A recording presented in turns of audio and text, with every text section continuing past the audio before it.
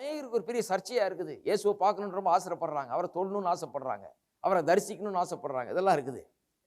ஆனால் அவர் நம்மிடத்துல மாம்சத்திலே இல்லை. எனக்கு என்ன இருக்குது? அவர் இல்லை, அவருடைய வார்த்தை இருக்கிறது. அவருடைய வார்த்தை இருந்தால் அவர் இருக்கிறது மாதிரி தான். இதைதான் உங்களை விளங்கிக் கொள்ள சொல்ல போகிறேன் இன்னைக்கு. எப்படி விளங்கிக் கொள்கிறது என்று பல காரியங்களை எடுத்து சொல்ல இருக்கிறேன். அநேகம் பேருக்கு வார்த்தை வாழாதனால பயம் வாழ்ந்து கொண்டிருக்கிறது. உள்ள பயம் என்ன சொல்லுது? போச்சு அவ்வளோதான், இதெல்லாம் முழுகிட்டோம், அவ்வளோதான், கழுத்து வரைக்கும் தண்ணி ஆக்கும். அவங்க சொல்லுவாங்க, கழுத்து வரைக்கும் வந்துருச்சுங்க, இனிமே அவ்வளோதாங்க, தலை முழுகிடுங்க. இது என்னன்னா அவங்களுடைய இருதயத்தை என்ன நிரப்பி இருக்கிறது? கடவுளுடைய வார்த்தைக்கு பதிலாக பயத்தின் எண்ணங்கள், அதைரியங்கள் நிரப்பி கொண்டிருக்கிறது. இதே தான் சிந்தனை, இதே தான் யோசனை. வர்றவங்க போகிறவங்களாம் பேசுறதெல்லாம் யோசித்துக்கிட்டே இருக்கிறது. இப்படியே யோசித்து யோசித்து இதுதான் நிரப்பி கொண்டிருக்கிறது. நான் என்ன சொல்லுகிறேன்? உள்ளத்தை எதனால் நிரப்புங்க? இருதயத்தை எதனால் நிரப்புங்கள்? கர்த்தருடைய வார்த்தையினால். வார்த்தை அங்கே ஆள வேண்டும். ஆளணும் சொன்னா உங்களுக்கு வருகிற முதல் தாட் கர்த்தருடைய வார்த்தையிலிருந்து வர்ற எண்ணமாக தான் இருக்க வேண்டும். எல்லாரும் சொல்லுங்க, வார்த்தை எனக்குள்ளே வாழ்ந்து கொண்டிருக்கிறது. எந்த அளவுக்கு வாழ்ந்து கொண்டிருக்கிறதோ அந்த அளவுக்கு தான் ஆண்டவர் வாழ்ந்து கொண்டிருக்கிறார். உள்ள ஆண்டவர் உள்ள இருக்கிறார்ன்றோம். உள்ள இருக்கிறவர் வெளியே இருக்கிறவங்க பெரியவர், பெரிய எவ்வளவு பெரியவர், எந்த அளவுக்கு இந்த வார்த்தைகள் நம்ம ஆட்கொள்கிறதோ அந்த அளவுக்கு இவர் பெரியவராய் உள்ளே இருந்து கொண்டு இருக்கிறார். அப்படி இல்லைன்னா எப்படி வேற எப்படி வளர்க்குறது சொல்லுங்க? நிறைய கிறிஸ்தவங்க இருக்காங்க, ஞானஸ்தானம் எடுத்துருக்காங்க, பரிசுத்தாலும் பெற்றுருக்காங்க, அவ்வளோ பயந்து சாகுறாங்க, நடுக்கத்திலே இருக்கிறாங்க, தோல்வியிலேயே வாழ்ந்து கொண்டிருக்கிறார்கள். எப்படி அதை சொல்றது? எப்படிங்க பரிசுத்தாவியானவர்களாம் இருக்கிறாரு, இயேசு உள்ள இருக்கிறாரு, அப்புறம் எப்படி இருக்காங்க? எப்படி இருக்கிறாங்கன்னா உள்ளே ஆளுவதற்கு அங்கே இடம் இல்லை. ஏன்னா வார்த்தை ஆளுவதற்கு அங்கே இடம் இல்லை. அங்கே வார்த்தையின் ஆளுகை இல்லாதனால இயேசுவின் ஆளுகை அங்கே இல்லை. திருப்புங்க எபிரேயர் 5ஆம் அதிகாரம், அதை குறித்து வாசிக்கிறோம். இங்கே விசுவாசிகளுடைய இந்த நிலையை குறித்து வேதவசனம் நமக்கு போதிக்கிறது. எபிரேயர் 5ஆம் அதிகாரம் 12ஆம் வசனம். காலத்தை பார்த்தால், நல்ல கவனிங்க, காலத்தை பார்த்தால் போதகராய் இருக்க வேண்டிய உங்களுக்கு தேவனுடைய வாக்கியங்களின் மூல உபதேசங்களை மறுபடியும் உபதேசிக்க வேண்டியதாக இருக்கிறது. நீங்கள் பலமான ஆகாரத்தை அல்ல, பாலை உண்ணத்தக்கவர்களாய் ஆனீர்கள். பால் உண்கிறவன் குழந்தையாய் இருக்கிறபடினாலே நீதியின் வசனத்தில் பழக்கம் இல்லாதவனாய் இருக்கிறான். பலமான ஆகாரமானது நன்மை தீமை என்னதென்று பயிற்சியினால் பகுத்தறியத்தக்கதாக முயற்சி செய்யும் ஞானோந்தரியங்களை உடையவர்களாய் இருக்கிற பூரண வயதுள்ளவர்களுக்கே தகும். நல்ல பயிற்சியினால், எல்லாம் சொல்லுங்க, பயிற்சியினால். அப்ப பலமான ஆகாரம் யாருக்கு கொடுக்க முடியுமா? பயிற்சி செய்கிறவர்கள். பயிற்சி தான். அவர் என்ன சொல்றாரு?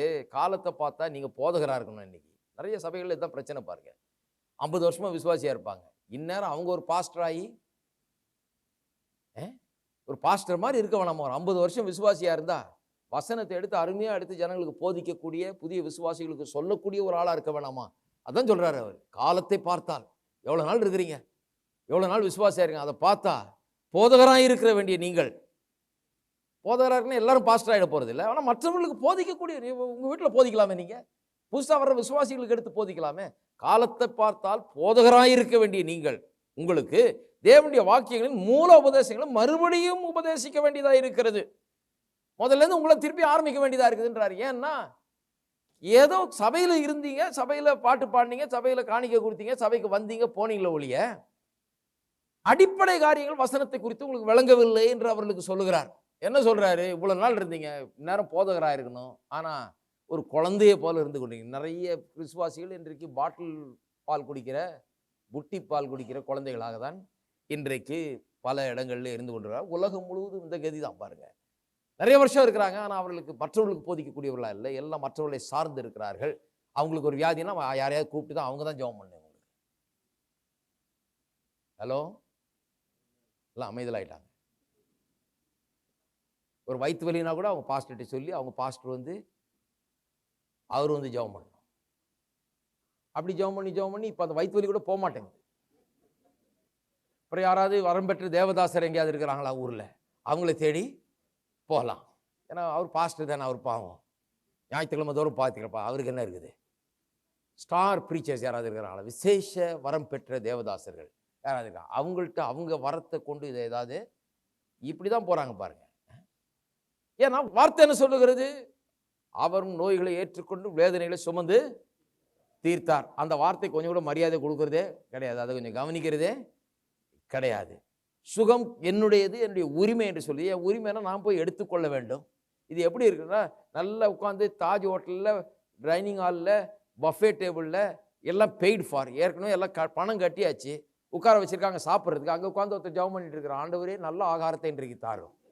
நல்ல ஆகாரத்தை தரமாட்டார், இங்கே போய் எடுத்துக்கணும். இங்கே டேபிள் முழுக்க ஆகாரமாக வைக்கப்பட்டிருக்கிறது, காசெல்லாம் கொடுத்தாச்சு, இப்போ போய் சாப்பிட வேண்டியதானே. அங்கே உட்காந்து யார் ஜெபம் பண்ண சொன்னது? ஆண்டவரே நல்ல ஆகாரமாய் தாரும் ஆண்டவரே, உமக்கு சித்தமான ஆகாரத்தை எனக்கு எது கொடுத்தாலும், கஞ்சி கொடுத்தாலும் அடியேன் சாப்பிட்டுக்கிறேன் ஆண்டவரே. இவ்வளோ பெரிய ஹோட்டலில் உட்காந்துக்கிட்டு இவ்வளோ காசும் கட்டியாச்சு, எனக்கு கஞ்சியும் துவையிலுமே போதும் ஆண்டவரே, எனக்கு அரை வைத்து கஞ்சியே போதும் அப்படின்னா கர்த்தர் இன்சல்ட் பண்ணுற மாதிரி இருக்கு பாருங்க. அநேகர் அப்படி தான் இருக்கிறாங்க. கர்த்தர் சொல்றார், இதெல்லாம் உன்னுடையது, சுகம் உன்னுடையது, நானே உன் பரிகாரியாகிய கர்த்தர், நான் உனக்கு ஆண்டவரியா, நான் உனக்குள்ள இருக்கிற, உனக்குள்ள வாழ்ந்து கொண்டு இருக்கிறேன். அப்ப அப்படி எண்ணு, அப்படி நடந்து கொள், அப்படி உன்னை எண்ணிக்கொள், அப்படி சுகத்தை எடுத்துக்கொள், சுகத்தை உரிமை பாராட்டு, பலவீனத்தை வியாதியை வெளியே தள்ளு, இயேசுவின் நாமத்தினாலே நிராகரி, அதை புறம்பே தள்ளு, அதை வெறுத்து ஒதுக்கு, இயேசுவின் நாமத்தில் அதை எதிர்த்து நில்லு, அதை விரோதியை போல பாரு, நீ உன்னை தேவனுடைய பிள்ளையை போல பாரு, அதெல்லாம் விட்டுறது. இயேசுவின் நாமம் இருக்குது, அதை ஒன்றும் சொல்றது கிடையாது. அவர் யாராவது வந்து சொல்லட்டும்னு இருக்கிறாங்க. அவர் வந்து என்ன பண்ண போறாரு பெருசா? அவர் வந்தோடனே இயேசுவின் நாமத்திலே சுகமாக இருக்கார். அதான் சொல்றேன், நீங்களே சொல்லிருக்கலாம். அதுக்குன்னு பாவம் அவரை வர வச்சு அவர் என்ன பெருசா தனியாக எடுத்துட்டு வந்தார்? ஏதாவது மந்திரக்கோள் ஏதாவது? ஒன்றும் கிடையாது. அந்த இயேசுவின் நாமத்தில் போனார். அவர் என்ன பண்ண போறாரு? வந்து அம்மா பைபிளில் எப்படி சொல்லியிருக்குது, அப்படி சொல்லியிருக்குது, இதை பாருங்க அப்படின்னு சொல்ல போறாரு. அவ்வளோதான். பைபிள் உங்க கையிலே இருக்குது, நீங்களே பார்க்க வேண்டியதானே. இதுதான் சொல்லியிருக்குது, போதகராயிருக்கிற வேண்டிய நீங்கள் இன்னும் உங்களுக்கு அடிப்படை காரியங்களை உபதேசிக்க வேண்டியதாக இருக்குது. ஏன்னு சொன்னால், இன்னும் மற்றவர்களை நம்பியே வாழ்ந்து கொண்டு இவங்கெல்லாம் கிளாஸ் 1 ஹிச்ஹைக்கர்ஸ். ஹிச்ஹைக்கர்னா யாரும் தெரியுமா? இந்த வெளிநாடுகள்லாம் பாருங்க, இந்த ஹிப்பி மாதிரி நீட முடிய வளர்த்துக்கிட்டு அவன் பாட்டுக்கு வீட்டை கிட்டெல்லாம் விட்டுட்டு, கையில் காசும் கிடையாது, வேலையும் கிடையாது, ஒன்றும் கிடையாது, எங்கேயோ போகிற இடத்துல 2 நாள் வேலை செஞ்சு அன்னைக்கு சாப்பாட்டுக்கு ஆறுது, அவ்வளோதான். அதுக்கப்புறம் அடுத்த இடம் போகிறதுக்கு வழி இல்லை, கையில் காசு கிடையாது, ரோட்டில் வந்து நின்றுக்க வேண்டியது, இப்படியே கை காட்டிக்கிட்டு. யாராவது ரோட்டில் போகிற ஆள் பரிதாபப்பட்டு நின்று ஏற்றிட்டு போய் அடுத்த ஊரில் விட்டு அங்கே இறங்கிக்க வேண்டியது. அதுதான் ஹிச்ஹைக்கர்ஸ். அநேக கிறிஸ்தவ ஹிச்ஹைக்கர்ஸ் இருக்கிறாங்க, விசுவாசிகள். ஒன்றும் கிடையாது, எதுவும் வாழ்க்கையை பற்றி எதுவுமே பண்ணுறது கிடையாது, இப்படியே நின்றுட்டு இருக்க வேண்டியது. ஏதோ ஆண்டவர் நடத்திட்டுங்க, அடுத்தபடி இதோ அங்கே கொண்டு போய் விட்டா அங்கே நான் பார்த்துக்கிறேன், ஆண்டவர் யாராவது ஒருத்தர் அனுப்ப மாட்டாரா? அடுத்த ஊருக்கு நான் போய் இதே அழுக்கு சட்டையோட, இதே நீல முடியோட, இதே ஒன்றும் கிடையாம அப்படியே நின்றுக்கிட்டு, ஏதோங்க ஆண்டவரா பார்த்து அந்த ஆள் அனுப்பிச்சாரு, அவரா பார்த்து எனக்கு பரிதாபப்பட்டு, ஏன்னா அங்கே இப்படிதான் வாழ சொன்னாரா கர்த்தர்? ஹலோ, இருக்கீங்களா? நிறைய பேருக்கு அப்படியே வெளிச்சம் அடிக்குது பாருங்க. என்ன இவ்வளவு தத்ரூபமா சொல்றாரு இவரு? இதுலயே தானே இருந்து ஊறிக்கிட்டு இருக்கிறோம். கண்ணை திறந்து நான் நல்லா பார்த்துட்டு தான் இருக்கிறேன் இத்தனை வருஷமா, அதனாலதான் தத்ரூபமா சொல்லிட்டு இருக்கிறேன். அதனாலதான் சொல்றாரு, காலத்தை பார்த்தார் போதகராய் இருக்க வேண்டிய உங்களுக்கு இன்னைக்கு அடிப்படை உபதேசங்களை பண்ண வேண்டியதா இருக்கு. என்ன பிரச்சனை உங்களுக்கு? ஏன் உங்க குழந்தையாவே இருக்கிறாங்க? கேட்ட வசனத்தை பயிற்சி கிடையாது. நானே உன் பரிகாரியாகிய கர்த்தர்னு சொன்னா தங்களுடைய வியாதியின் மத்தியில் அதை பயிற்சி கிடையாது. வசனம் சொல்லுகிறத தங்களுடைய வாழ்க்கையில பயிற்சி கிடையாது. ஏதோ பிரசங்கம் கேட்கறாங்க போறாங்களோ இல்லையா, தங்களுடைய வாழ்க்கையில அதை பற்றி செய்யறது கிடையாது, அதை உள்ளத்துல வைக்கிறது கிடையாது, அதை பெருசா நினைக்கிறது கிடையாது, அதை மேன்மைப்படுத்துறது கிடையாது.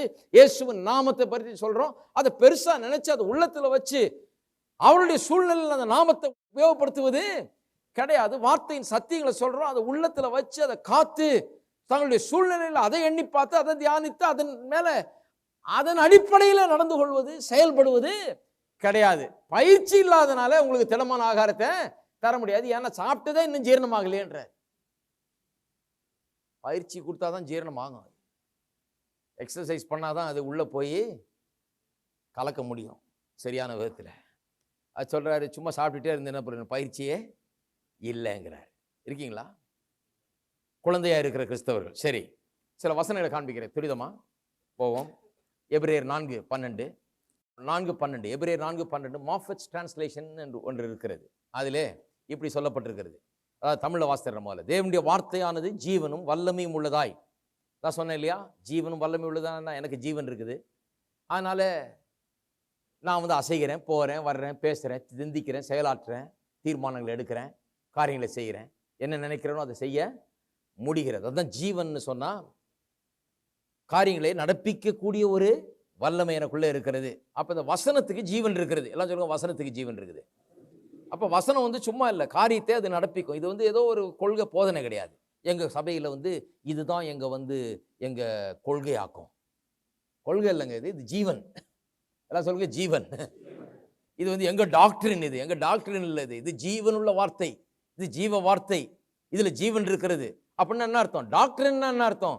கொண்டு போய் ஒரு புக்கு வடிவில் அதை எழுதி பத்திரமா உள்ள வச்சுட்டு யாராவது வந்தா உங்க டாக்டரின் எதுன்னு காட்டா திறந்து காமிக்கிறதுக்கு, அதுதான் டாக்டரின். இது டாக்டரின் அல்ல. இது என்ன? ஜீவன். ஜீவன் சொன்னா இது வந்து புக்கில் எழுதி ஷெல்ஃபில் வைக்கிறது இல்லை. இது இருதயமாகிய இந்த ஆவிக்குள்ளாக சென்று எனக்குள்ளே வல்லமையாய் காரியங்களை நடப்பிக்கக்கூடிய சக்தி உள்ளதாய் இருக்கிறது. இருக்கீங்களா? உள்ள வந்து வேலை செய்தது. இன்னைக்கு நான் கேட்டேன்னா, இதை உள்ளத்துல வைத்தேன் என்றால், இதை தியானித்தேன் என்றால், இதை படித்தேன் என்றால், இது என் உள்ளத்துல போய், என் காது உள்ள போய், என் உள்ளத்துல போய், என் மனதில் இருந்தது என்று சொன்னால், இதை குறித்த வெளிப்பாடு எனக்கு உள்ள உண்டாச்சுன்னு சொன்னா, அது எனக்குள்ள வேலை செய்ய ஆரம்பிக்கிறது. ஏதோ ஒன்று நடப்பிக்கும். என்னத்தை நடப்பிக்கும்? அது என்ன சொல்லுதோ அதை நடப்பிக்கும். சுகத்தின் வார்த்தை சுகத்தை நடப்பிக்கும். விடுதலையின் வார்த்தை விடுதலையை நடப்பிக்கும். வல்லமையின் வார்த்தை வல்லமையை நடப்பிக்கும். வெற்றியின் வார்த்தை வெற்றியை உள்ளத்துல கொண்டு வரும். உங்களுக்கு என்ன வேணும்? அந்த வார்த்தையை எடுத்து உள்ள வைத்தீங்கன்னா அதிலேயே ஜீவன் இருக்கிறபடினாலே அது சொன்னதை அப்படியே அது செய்யும். அப்ப எவ்வளவு பெரிய வித்தியாசம் பாருங்க. கிறிஸ்தவர்கள் முக்காவாசி இந்த டாக்டரின் தான் இருக்கிறாங்க. பாருங்க, எங்க டாக்டரின் இது, எங்க டாக்டரை பற்றி அவர் புக் எழுதி இருக்கிறாங்க, நான் பத்திரமா வச்சிருக்கிறேன். பத்திரமா வச்சுக்கங்க. இது டாக்டரின் இல்லை, இது ஜீவன். எல்லாம் சொல்லுங்க, ஜீவன். எல்லாம் சொல்லுங்க, தேவனுடைய வார்த்தை ஜீவன் உள்ளதா இருக்கிறது, வல்லமை உள்ளதா இருக்கிறது. அப்ப மாறணும் கிறிஸ்தவங்க. பாருங்க, ஏதோ ஒரு ஏதோ உபதேசம். நீங்க என்ன நினைக்கிறீங்க பிரதர், அவர் இப்படி சொல்றார் பிரதர்? அதுக்கு இல்லை. இது வந்து கேட்டு உள்ளத்துல வைத்து இதனுடைய வல்லமை உள்ளத்திலே கிரியை செய்ய வேண்டும். அதுதான் ஜீவன். ஜீவனும் வல்லமையும் உள்ளதா இருக்கிறது. இருக்கீங்களா? சரி. இருபுறம் கருக்குள்ள எந்த பட்டயத்திலும் கருக்கானதாயும் ஆத்மாவையும் ஆவியும் கணுக்களையும் ஊனையும் பிரிக்கத்தக்கதாக உருவ குத்துகிறதாயும் இருதயத்தின் நினைவுகளையும் யோசனைகளையும் வகையறுக்கிறதாயும் இருக்கிறது. எது? வார்த்தை. வார்த்தை ஜீவன் இருக்குது, அதுல வல்லமை இருக்குது. எல்லா கருக்குள்ள பட்டயத்தை காட்டிலும் கருக்கானதா இருக்குது. ஆத்மா, ஊனு, கணுக்கள் எல்லாத்தையும் பிரிக்க உருவ குத்துகிறதா இருக்கிறது. Piercing effect. அப்படியே உள்ள லென்ஸ் போட்டு பெரிய எக்ஸ்ரே எடுக்கிற மாதிரி உள்ள போய் அதை பார்த்துருது. அந்த ஒரு எஃபெக்ட் இருக்குது இந்த வார்த்தைக்கு. இந்த வார்த்தை வந்து உள்ளத்தை ஆராய்கிற வார்த்தை. எனக்குள்ள என்ன இருக்குது, என்னை சீர்படுத்தக்கூடிய வார்த்தை, என்னை கண்டறியக்கூடிய வார்த்தை. எனக்குள்ள இருக்கிறத நான் ஒன்றும் மறைக்க முடியாது. அப்படிப்பட்ட ஒரு வார்த்தை. இருதயத்தின் நினைவுகளையும் யோசனைகளையும் வகையறுக்கிறதா இருக்கிற வார்த்தை. உள்ள போய் எது நல்லது எது கெட்டது எல்லாத்தையும் பிரித்து அக்கு வேற ஆணி வேற காண்பிக்கக்கூடிய வார்த்தை. இந்த வார்த்தையை வந்து கேட்டால், இதை புரிந்து கொண்டால், இது நமக்குள்ள ஒரு பெரிய பாதிப்பை ஏற்படுத்துகிறது. அப்ப இந்த வார்த்தை ஜீவன் உள்ளதா இருக்குது, வல்லமை உள்ளதா இருக்குது, கருக்குள்ளதா இருக்குது. அப்படியே சொல்லிட்டே வந்து அடுத்த வசனம் பாருங்க. அவருடைய பார்வைக்கு, ஹலோ கவனிக்கலையா நீங்க? யாருடைய பார்வைக்கு? எவருடைய பார்வைக்கு? வார்த்தையை பற்றி தானே பேச. அப்புறம் எப்படி திடீர்னு அவர் வந்தாருங்க? அது அப்படிதான் பைபிள்ல. ஆதியில வார்த்தை இருந்தது, அந்த வார்த்தை தேவனோடு இருந்தது, அந்த வார்த்தை தேவனாய் இருந்தது. அவராலே அன்றி, டக்குன்னு அவர் வந்துட்டார். வார்த்தை நின்று போச்சு. அவர் திடீர்னு திருப்பியும் வார்த்தை நாள், அவராலே அன்றி ஒன்றும் உண்டாக்கப்படவில்லை அப்படி சொல்லிட்டு வந்து வார்த்தை மாம்சமாகி, திடீர்னு வார்த்தை என்னது, அப்புறம் அவர் என்னது, அப்புறம் திருப்பியும் வார்த்தை வந்தது, அப்புறம் மாம்சமானார் இருந்தது. அப்படிதான் அது. ஏனென்று சொன்னால் என்ன அர்த்தம்?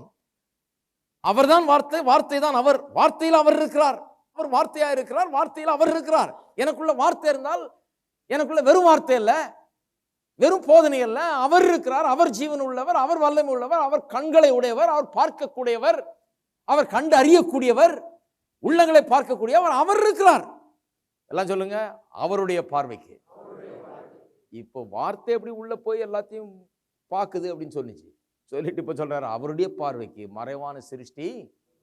அப்ப ஆதி திருச்சபையில இயேசுதான் வார்த்தை, வார்த்தை தான் இயேசு என்கிறது திட்டவட்டமா அவர்கள் விளங்கி இருக்கிறபடினால தான் அப்படி எழுதுறாங்க. இன்டர்சேஞ்சபிளா வந்து போயிட்டே இருக்கு பாருங்க. அவருடைய பார்வைக்கு மறைவான சிருஷ்டி சகலமும் அவருடைய கண்களுக்கு முன்பாக நிர்வாணமாயும் வெளியரங்கமாய் இருக்கிறது. அவருக்கே நாம் கணக்கு ஒப்புவிக்க வேண்டும். இந்த வார்த்தை தான் நம்ம நியாயம் தீர்க்க போகுது. இந்த வார்த்தைக்கு முன்னால தான் நம்ம கணக்கு ஒப்புவிக்க போகிறோம். இயேசுக்கு முன்னால தான் நம்ம நியாயம் தீர்க்கப்பட போகிறோம். அவருக்கு தான் நம்ம கணக்கு, எல்லாம் அப்படிதான் வருது பாருங்க. அப்ப என்ன அருமையாக சொல்லியிருக்கு பாருங்க. இந்த வார்த்தை அவர்னு சொல்லுது. இந்த வார்த்தைக்கு கண்கள் இருக்கிறது. அந்த கண்கள் எல்லாவற்றையும் காணக்கூடிய கண்களாக இருக்கிறது. எல்லாம் நிர்வாணமாய் வெளியரங்கமாக இருக்கிறது. அந்த கண்களுக்கு அந்த வார்த்தைக்கு முன்பாக தான் நாம் எல்லாம் நிற்க போகிறோம், நியாயம் தீர்க்கப்பட போகிறோம் எல்லாம் சொல்லுது. அப்போ என்ன அர்த்தம்? இந்த வார்த்தைக்கு ஒரு ஆழ்த்துவம் உண்டு. இந்த வார்த்தை கிறிஸ்து, இந்த வார்த்தையே கிறிஸ்துவாகி விடுகிறது. கிறிஸ்து வார்த்தையாக இருக்கிறார். அப்ப அவரோடு கூட எனக்குள்ள தொடர்பு என்ன? இந்த வார்த்தையோடு கூட எனக்கு இருக்க தொடர்பு தான் அவரோட எனக்கு இருக்கிற தொடர்பு. நல்லா கவனிங்க. அவரோட எனக்கு என்ன தொடர்பு? இந்த வார்த்தையோட எனக்கு தொடர்பு இருக்கும்போது அவரோட எனக்கு தொடர்பு இருக்கிறது. இந்த வார்த்தைக்குள்ளாக ஜீவன் இருக்கிறது. இந்த வார்த்தை ஜீவ வார்த்தையா இருக்கிறது. என் கையில் வைத்திருக்கிற இந்த புஸ்தகம் ஜீவனை உடையதா இருக்கிறது. இதை நான் வாசிக்கும் போது, இதை தியானிக்கும் போது, இதை விசுவாசிக்கும் போது, இதன்படி செய்யும் போது நான் பலப்படுகிறேன். இந்த வார்த்தையினுடைய வல்லமையும் ஜீவன் எனக்குள்ள வேலை செய்ய ஆரம்பிக்கிறது. தேவனுடைய அன்பை எனக்குள்ள வைத்து இது கட்டுகிறது. தேவனுடைய ஞானத்தையும் அறிவையும் விவேகத்தையும் எனக்குள்ள வைத்தது கட்டுகிறது. தேவன் என்னோட தொடர்பு கொண்டு எனக்குள்ளே கிரியை செய்ய வேண்டும் என்றால் இந்த வார்த்தையின் மூலமா தான் அவர் செய்து கொண்டிருக்கிறார். ஆகவே இந்த வார்த்தை ரொம்ப முக்கியமானதா இருக்கிறது. எனக்கும் தேவனுக்கும் இருக்க லிங்க் என்ன? இந்த வார்த்தை தான். நான் தினந்தோறும் அவரை இந்த கண்ணால பார்க்கிறேன்னா கிடையாது. ஆனா தினந்தோறும் இந்த வார்த்தையை நான் என் கண்ணால பார்க்கிறேன். மனக்கண்களால் இதை புரிந்து கொள்கிறேன். இதனுடைய வெளிப்பாடு என் உள்ளத்தில் வைக்கிறேன். அப்ப அவரோடையே நான் சஞ்சரிக்கிறேன், அவரோடையே தொடர்பு கொள்கிறேன். இதை தியானிக்கும் போது அந்த நேரத்தை அவரோடு நான் செலவிடுகிறேன். வெறும் ஏதோ உபதேசத்தை படிக்கிறது இல்லை, ஏதோ நல்ல புஸ்தகம் படிக்கிறது இல்லை, நான் அவரோட இந்த நேரத்தை செலவிடுகிறேன். அப்ப பைபிளை வாசிக்கும் போது நீங்க யாரோட நேரத்தை செலவிடுறீங்க? இயேசுவோடு நேரத்தை செலவிடுகிறீங்க. ஞாபகம் வச்சுங்க, இது ஏதோ கிறிஸ்தவர்களுடைய வேத புஸ்தகம் அல்ல. எல்லா மதத்துக்கும் ஒரு புஸ்தகம் இருக்கிறது போல இதல்ல. இது என்ன? ஜீவ வார்த்தை. எல்லாம் சொல்லுங்க, இது ஜீவ வார்த்தை. இது ஜீவன் உள்ளதா இருக்கிறது. எனக்குள்ளே உள்ள போயிடுச்சுன்னா அது விடாது, கிரியை செய்து கொண்டே இருக்கும்.